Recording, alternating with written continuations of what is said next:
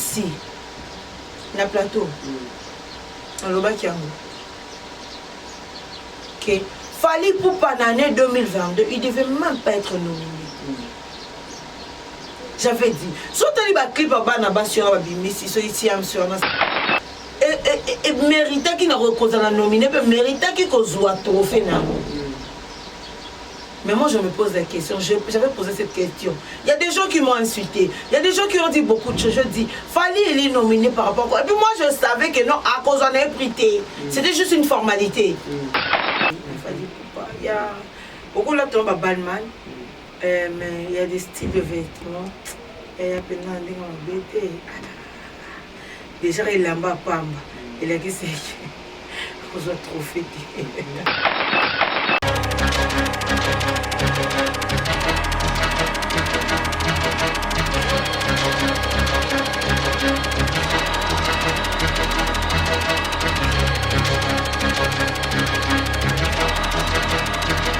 Bienvenue sur Magali Télévision. Merci Nabino Nyonsa au bozo s'abonner na chaîne Nabiso YouTube Magali Télévision. Na pesibino ba merci ebele bo continuer ko s'abonner na chaîne Nabiso YouTube Magali Congolo. Wa bobo sanate ya ko s'abonner lisusu na page Facebook Nabiso Magali Congolo officiel babi biso awa makambu dezalaka biso ande tokenda na kabongo. Merci na confiance bozo pesa biso, merci na confiance nyonso ya ba abonné ya page na biso Facebook bazo pesa biso bo continuer toujours na ko pesa biso confiance wana biso pe to ko décevoir binote na ko pesa bino musala ya malonga musala o ya kitoko. Awa par rapport ya actualité oyo ezo le kanakati ya communauté congolaise na plateau nanga nazanga mokote tokovanda tokosolola ngo tokolobela tokosala analyse ya makambo nyonso ezoleka na communauté congolaise. Ouais, na mission ya mon cameraman Junior Lota akofungulela nga tableau pona koyamba invité nanga ya lelo oyo azade ya na kati ya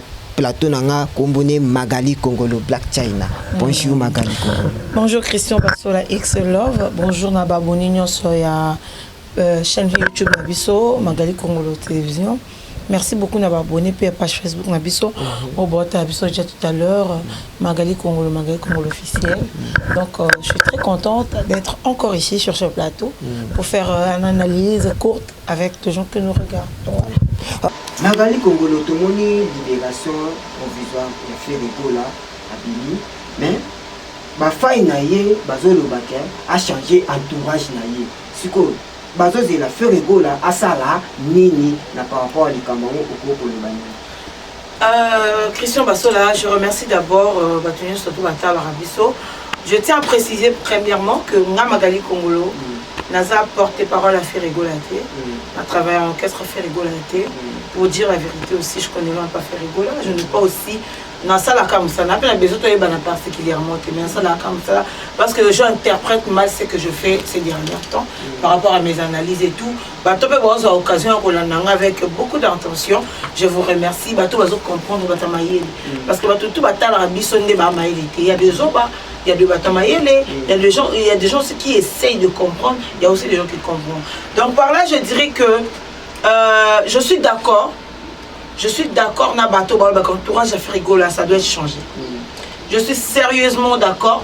Parce que si tu vois un peu l'incohérence, aux anakata makamouya Ferregola, tu vas trouver que notre entourage n'est pas mal.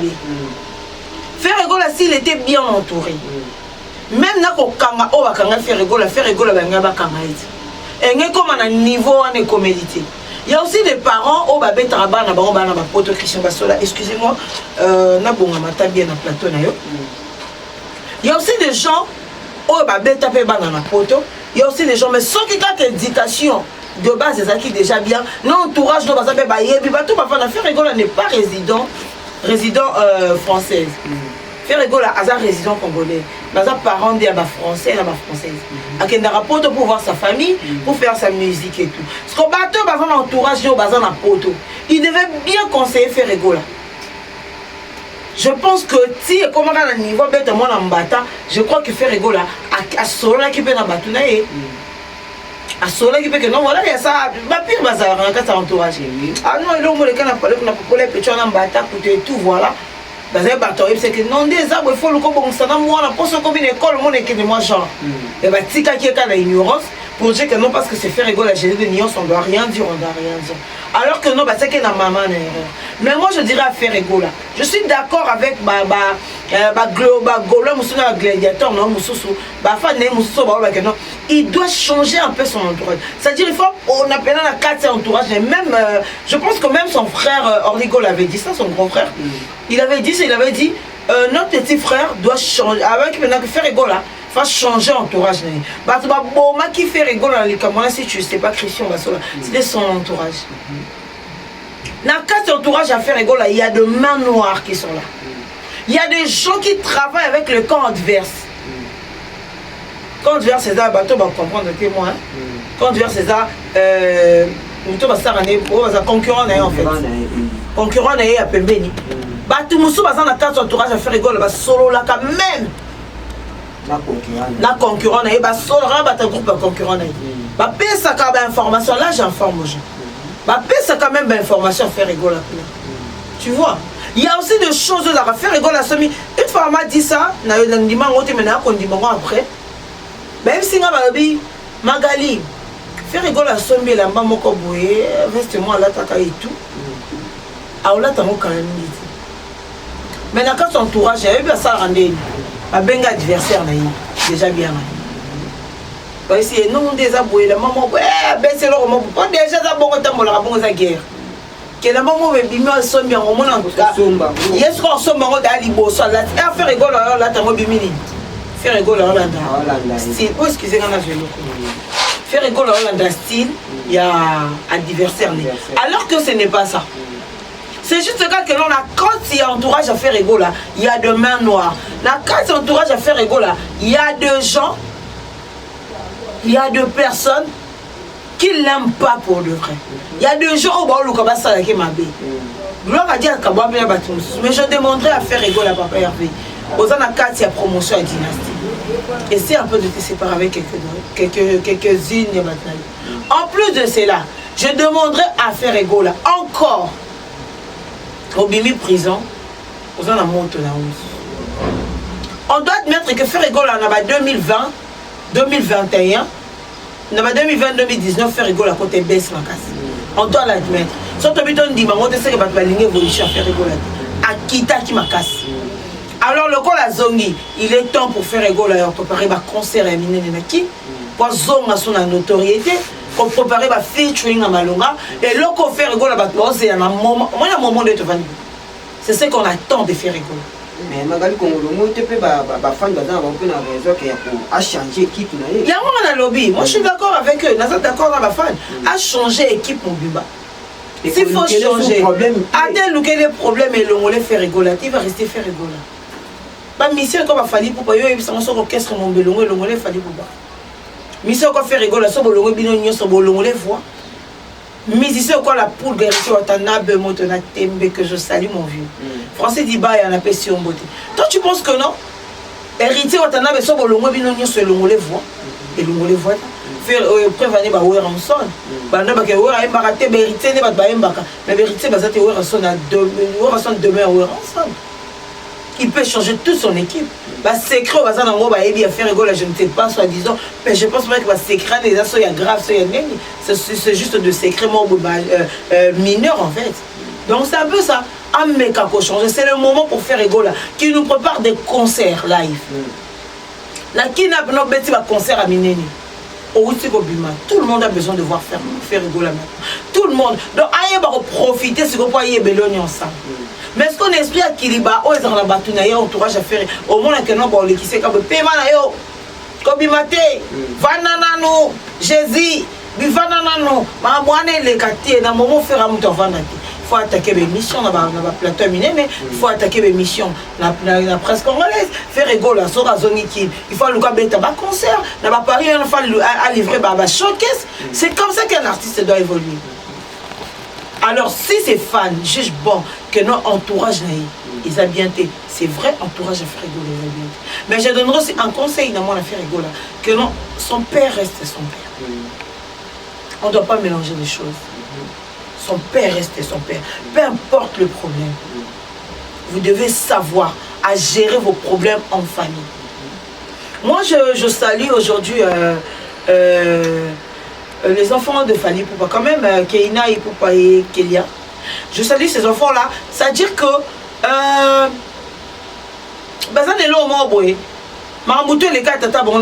tu sens que les enfants sont restés professionnels, même en étant les enfants. Mais parce que la professionnelle, pas de discours, pas d'interview, pas l'obate, surtout on a Instagram, répondre directement. Je ne suis pas Fally Ipupa aller poser des questions à Fally Ipupa. Moi, je sais que son enfant. Maman Fally Ipupa et sa mère, ma mère, ça ne me concerne pas. C'est ça un enfant en fait. C'est ça un enfant. Mais un enfant ne doit pas se laisser parce que ce peut pas va se laisser. Va se laisser manipuler par leur mère qui est Niki Menga Barcelone. Mais elle va se laisser manipuler. Mais les enfants, c'est ici qui manipulent. Aujourd'hui, tu sais, la fille Fally, elle continue à poster des photos de son papa, ses vidéos sur ses TikTok et tout. Donc voilà. Que les enfants de Ferré apprennent un peu. Maman Nabino soit Kabana Tata Nabino. Votre maman a commis des erreurs graves. Diteur, mon boulot et tout. Mon père a droit à mon boulot, moi ça a droit à mon boulot. On n'encourage pas les hommes. Mais on dit juste qu'un homme a le droit peut-être, même la Bible le dit. Un homme a droit à plusieurs femmes. Mais non, moi ça a droit à plusieurs hommes. Donc on essaie un peu, mais qu'un peu redescendre un peu sur terre, ça me fera du bien nous tous. Donc voilà. Magali question qui maintenant neti kaka ba ministère na biso bazala ba on a ba simo kwa tu na banda quoi te mission nous na moi simoko Christian Basola notoriété succès ezara pasi muto azana succès muto alekaka na télévision na linga na ba retando ike muto alekaka na retando ike azala na mutu moko partenaire moko eza pasi. Il y a de tentations. Mais au moment où Azo respecté relation na yanda. En tout cas, c'est tout. Et là, vous pouvez compter quand même. Dès que tu viens à biso ouais rançon. Ah c'est. Moi so batu ba. Surtout respecter faire rigole respecter style et mad et les choses. Marie était mise sur des rituels. Moi c'était actuellement. Moi c'était actuellement. Faire rigoler à respecter Bastabango, il fallait respecter Bastabango. On doit le dire. Moi, je dis aux gens que moi, je suis véridique en fait. Celui comme ça, il fallait respecter Bastabango. Malgré c'est la nature d'un homme. C'est la nature d'un homme, Christian Basola. Mais tant que moi, si Azo Yeba, moi, ça veut dire que malgré mon bal n'a pas bonheur à respecter. Mon bal il pas dit que non, n'a pas respecté moi si n'a malgré. Mon bal a taillé bimina, mon bal a monté taillé bimina, azana moi si n'a Christian Basola. Ce qui n'a pas mon côté studio qui a mis moi si n'a pas commissaire, taillé pas que yo ali papa. T'es rien du tout, t'es zéro. Parce que une femme, c'est quelqu'un qu'on va commissaire. Sauf que mon bal a commissaire, toi commissaire moi si attends, à confirmer ou à pi, va confirmer dans ma cambo. L'amour n'existe pas, il n'existe que de preuves d'amour. De preuves d'amour, c'est mon bal a bali moi si mon bal a dit que première dame c'est ma femme à la maison. Voilà, c'est ça on a pas preuve d'amour. Preuve d'amour me souvenir donc ceux qui battent à rayoter c'est que moi si aïe. Ceux qui battent à rayoter c'est que moi si naïté. Soki nabi oza na poisson oza le mot basakanela parce que moi si à moto ça moi so ba lobaka kombo na partout moi so ba bimisa partout la femme légitime c'est ça la femme. Merci beaucoup Magali Kongolo. Magali Kongolo tozokoba. Magali Kongolo tolandi ve Alain Makaba batuni question par rapport à Marie-Paul alobi que Marie-Paul azalaka na wenge mais ba bengana kaye na wenge pona ki songi na kati ya groupe abandai kusala par rapport na yango kusala analyse. Christian Basola la personne mbote na Kasmoni mon ami mabango linga yango Kasmoni donc Christian Basola Balobaka ne pensez plus aux événements passés, ne considère plus ce qui est ancien. Moi je dirais que Bazan a raison à Bango, pousser bango baloba bongo baza vraiment na ba raison na bango mais moi je dirais que non la kati ya ba raison na bango c'était pas aussi une raison aussi ya koya koloba yango Marie-Paul azara biloba loba ezara na 2022 kala concert oyo eza réinitialisation ya Rwenge 4x4 ba osala na 2022 ce qui s'est passé en 2020 non en 86 combien ce sont des choses qui est passé il y a longtemps. Fais pas boire Kobenga Kumumanda chante. Kumumanda chante pas qu'il n'a rien à Marie-Paul, malgré Marie-Paul Azara Biloba. On comprend? Il y a des choses, on a des choses qui est la télévision. Une personne qui a l'esprit grande, mouton a la grandeur dans l'esprit, bah il va dire. C'est-à-dire quand Magali parle, les gens qu'on me regarde, les gens disent que non, cette fille elle est très intelligente. Pourquoi? Parce que bateau a une grande esprit.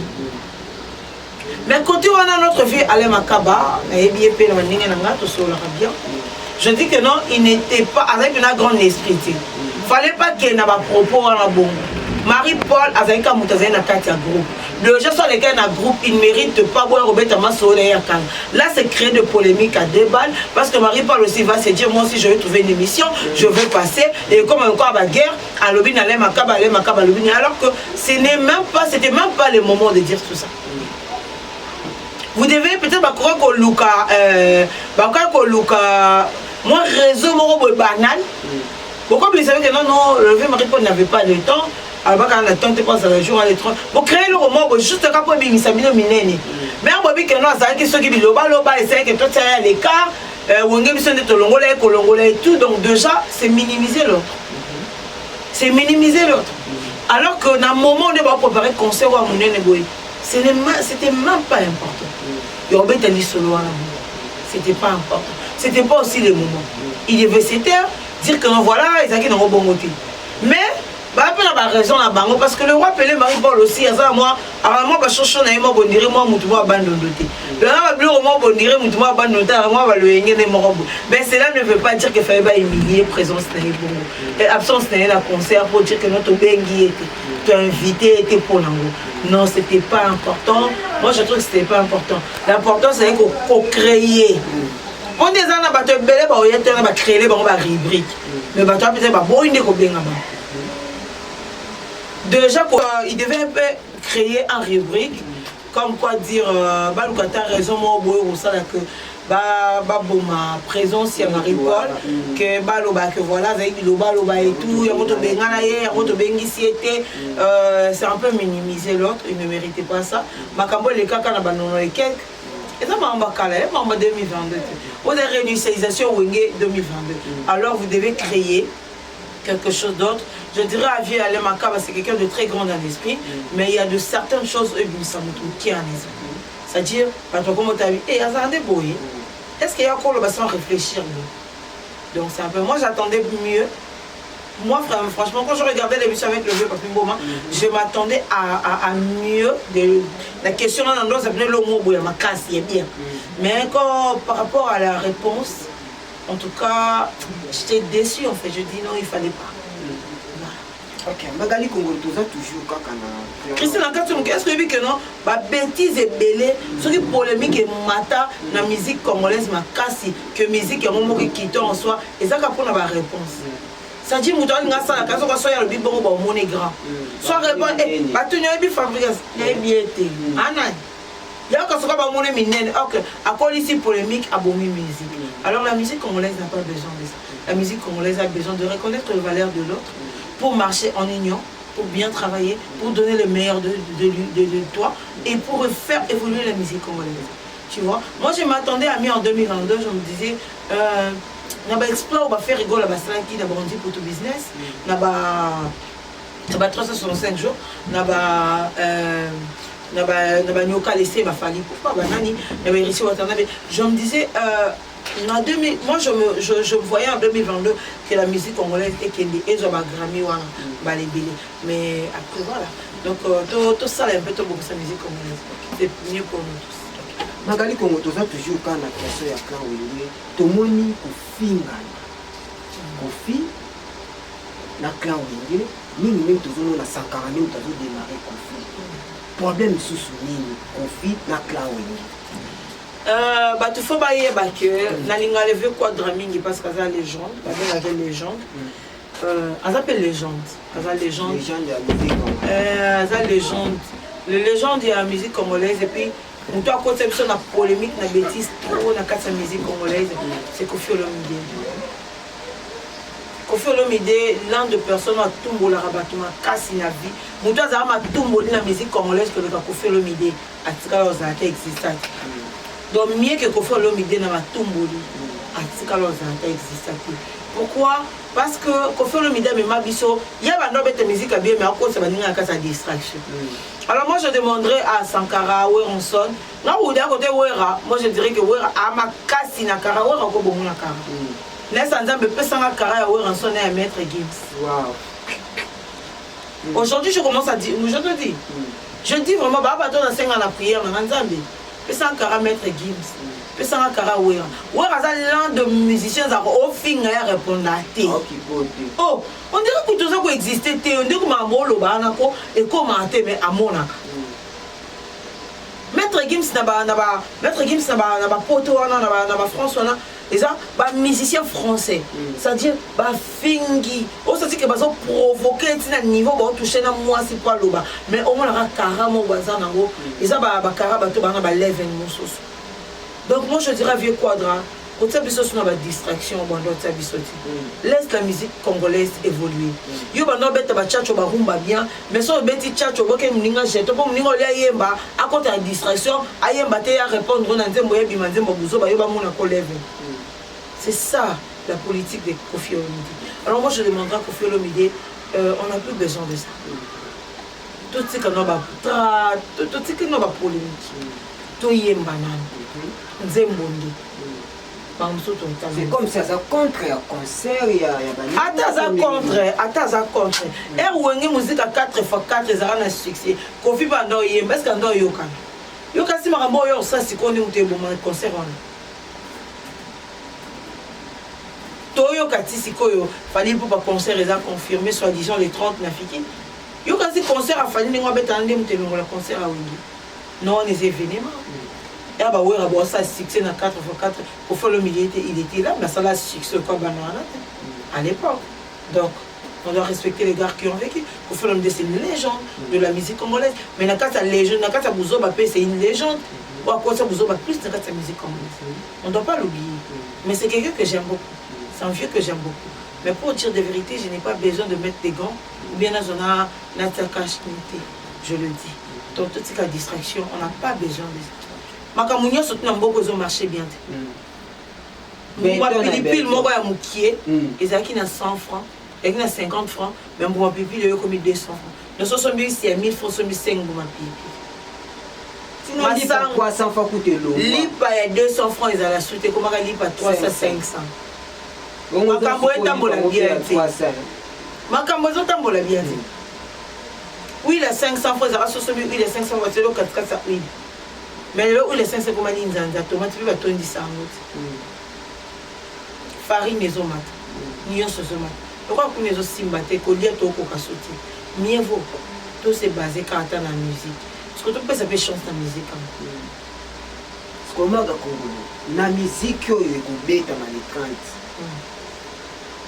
oza sigma kambo ko bonga mamanda mambo e bonga manango te mais il faut reconnaître que la musique, c'est un art qui combine les sons d'une manière agréable à l'oreille. Donc, tout ça, tu as besoin d'amour. Le cas, nous sommes marché, tu as ta musique et apaiser l'esprit. Et beau sensibiliser la guerre à Est. Et beau sensibiliser ta mouquet. On n'a pas dit que non, ce que la musique est bête, la musique, ça va être une distraction. Mais tout ça, tu as apaisé à ta esprit. Et apaiser à ta esprit, l'esprit est baby macasse. Tout le monde est devenu mondial. Tout le monde cherche un moyen de sortir. Alors la musique et puis ça peut être moi réconfort. Mais en cas ça réconfort la musique, bah ta distraction de tout le monde. Tout le monde a fierté contre la musique. Moi parce que na balle, foi. Jido kolobat. Box. Box c'est ça va. parce qu'on a Martin Bangolé, Bakole, hein? Martin Bakole et notre champion Moussouana. Bon, ça quand même fierté, Nabiso, champion du monde. En tout cas, ça fait plaisir. Côté on a ça va. Mais côté Moussous, en tout cas, mais je te dis, c'est la mort. Comment on se voit la mort, tout va couper. Vraiment. Magali Kongolo, tout le monde remise à prix na biti, fallait payer pour pas être nominé. Mais na circuit tout le monde qui a fallu à prité. Fallait à prité, bah si la fille tant Miss. La Miss Moutazu pour wana mais tandis qu'à côté là na ba vote vraiment fallait les cas qui fi wana na ba vote. Est-ce que déjà moyen il y a tricage to ba bois qui c'est kaka to ba dengi ça que pour kaka ba moni c'est kaka to ndeni pas quoi na ngoko. Bon Christian Basola Tiams Moutazu qui pris wana au comme bien Tiams. C'est elle qui a gagné les prix de BET en voix. La catégorie na bango. Moi je dirais que Ngasso Nazara Fali, mais la Kendassou n'a pas de nomination BET.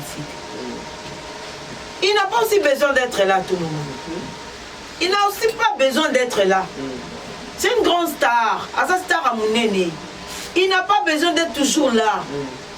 Tout le monde a pas Diamond dans la remise de BET, Diamond à Kendate, à Tinda délégation de Kende. Si c'est bon, bonsoir, prix Barozonga. Fallait aussi devait faire pareil. Parce que Nabi, on dirait que commissaire le roi pour des fleurs. Ça, c'est la compte, il faut pas nominer. Non, il y a pas nominé. Une formalité en fait. Nous sortons le bac, non, il va foutre un bon point nominé, c'est vrai. Moi, je l'avais dit ici, dans le plateau, dans le bac, ok. Fallait pour pas l'année 2022, il ne devait même pas être nominé. J'avais dit. Surtout les clips à Banaba sur la Bimisi, sur Tiams, sur Tiams, je pense. Au moins, le clip n'est à Bimisa qui, l'album n'est à Bimisa qui, en 2021. Et méritait qu'il n'a pas nominé, mais méritait qu'il soit trophée. Mais moi je me pose la question, j'avais posé cette question. Il y a des gens qui m'ont insulté, il y a des gens qui ont dit beaucoup de choses. Je dis, fallait il est nominé par rapport à quoi. Et puis moi je savais que non, à cause d'un prité, c'était juste une formalité. Fallait qu'on ait comment on est la peau de fleurs. Non, non, na sola na bangote, c'est un fait. C'est un fait. Na mouta maïele na so ba téché intelligente. Na kata moi dans makambo, j'ai assez duré. J'ai assez duré. Et puis déjà, l'accoutrement quand il a fallu Moko. L'accoutrement quand il a fallu, il y a moi et bec en soit. Mais il y a des pièces, non? Il y a des pièces, mais là, il y a des Yababaka. C'était amené des fois à la styliste, la modéliste. Fallait il manque ça. Donc tout ce qu'on a habité. Fali, vote, il était beaucoup plus voté que la fille. Oui. Mais la dernière minute, ça dit au moins que non, j'ai changé. Comme pendant il faut qu'il enlève le moussous. Ça dit, ça prouve que non, la musique de Fali, c'est une musique reconnue internationale. Mais, à niveau pénal, Fali. Hier, c'est repose à trophée, c'est quoi, non? Il y a quand même du chemin à faire. Il n'ose pas à nominer. Mais il y a mort, il n'ose pas, il n'a pas voté. Mais à la fin, il a dit, je sais que non, pour nous les Congolais, c'est pas maintenant. On fait de la bonne musique. Mais pour nous les Congolais, c'est pas maintenant. Pourquoi on a dit qu'il s'est présenté là? Ah, c'est présent à Kendaki parce qu'il était nominé. Il devait être là. Mais la notoriété a fallu payer. Il ne devait même pas aller aussi. Parce que tu es allé plus de 4 fois aux 4 trophées. Qu'est-ce qui allait changer? Déjà, quand tu as abandonné, ça succès, ma casse, ça soit qui a voté. Il y a même des chansons à fallu pour voter dernièrement. Et puis il y a ceux qui, un mois, ceux qui 2 semaines, les arrations à 26 000 vues. Mais il fallait qu'on connaisse. Si vous connaissez, vous dites que non, c'est le déclin. Il fallait pour pas y pas à sa père. Si vous connaissez, vous dites Christian.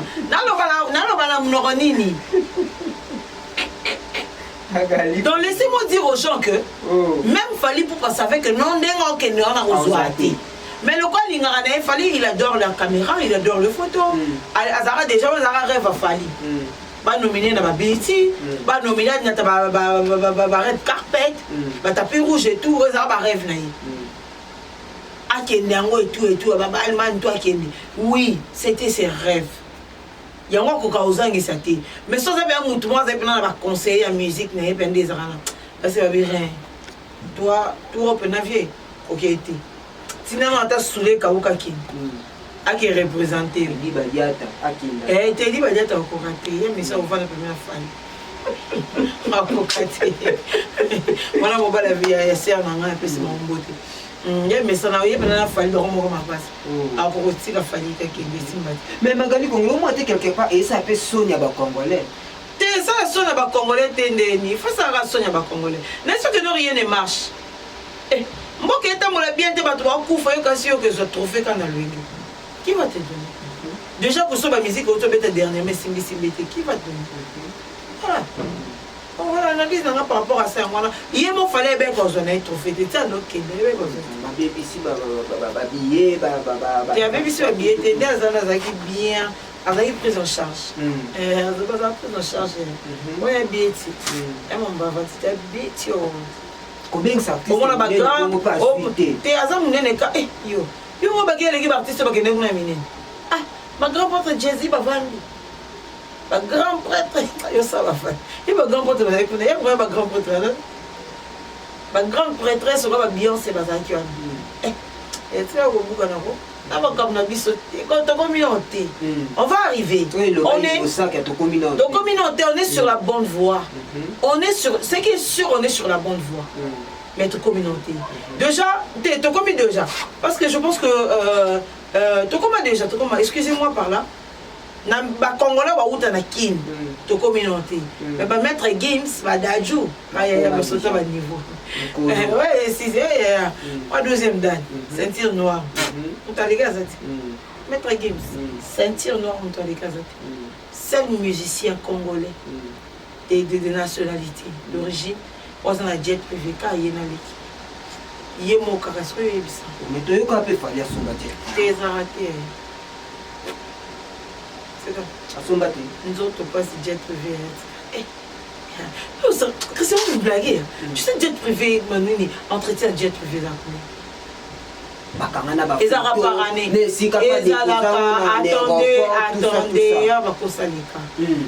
Attendez, tu sais, ça c'est combien? L'entretien du jet privé, c'est $1 million par là. Et attendez. Arrêtons, changeons de sujet. Là, ce n'était pas notre débat en fait. C'est pas notre débat, c'est par rapport au BT. Moi, je pense quand même aussi que Alain va vote n'est bien. Atatina Souka, ceux qui ont été carayés, nous dans les cas qui doivent quand même faire un recours. Mais quand vous voyez, sur les arts, la spécifier la langue mafia. Pour mafia les canons. Il y a un peu de recours les gars. Et comme ça la fait, à mes canons. Ok. Ouais, il fallait pour Babi Mekana. Ouais, Magali Congolo, tu peux vraiment la souka émission de Bissou par rapport à l'émission au Congo. Émission de Kinamo Kitoko.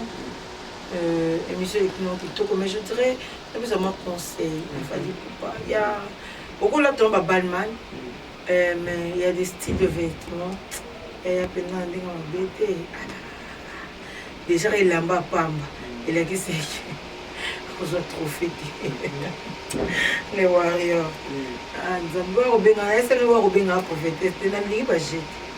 Voilà. Je dirais que j'ai aimé l'émission. Merci beaucoup qui a fait pour cela. J'aime les musiciens congolais. Bangonio surtout. La musique na bango. Moi je suis Nicolas Mouton Samsa bien na Kumisakai. Et ce comme je constaté, vous savez une bi Tigre, autour ça, celui qui a renouvelé le contrat.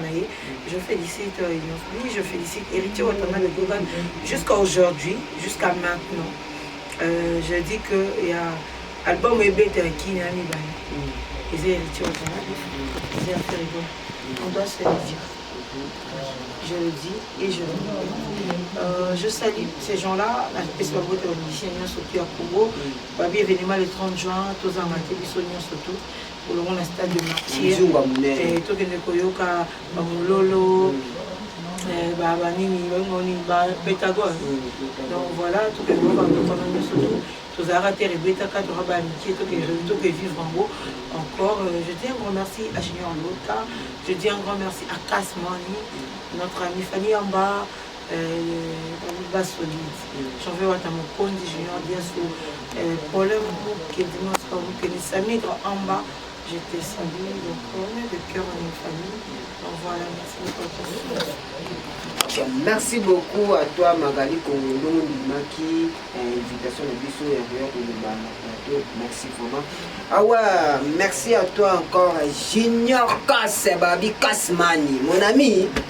Kasmani, la bête de la retour pour Eli Babisika Touti. Ouais, merci beaucoup encore na Salem Bandou, merci beaucoup. Ouais, merci beaucoup à toi encore, mon caméraman, il y a du bandi, à béton, Junior Lota, babi mon vieux conseiller petit, moi trop belé, l'ingaka boulot, au mona, ma okandenge kendara. Ouais, merci beaucoup à toi encore, Fanny Amba, la facette, babi moi ça pembe, babi merci beaucoup à toi. Ouais, quant à moi, Fel Kobasola, Xilok, non, la bonne sanité, merci à toi, mon ami. Encore Chiquito Coco, mon ami Napeso Bambo Tebele, sans oublier Baz Mobimba, les ambassadeurs de Fel Kobasola, Napeso Bino Bambo Tebele, Bibo continue toujours pour s'abonner la chaîne Nabiso YouTube Magali Kongolo pour vous décider.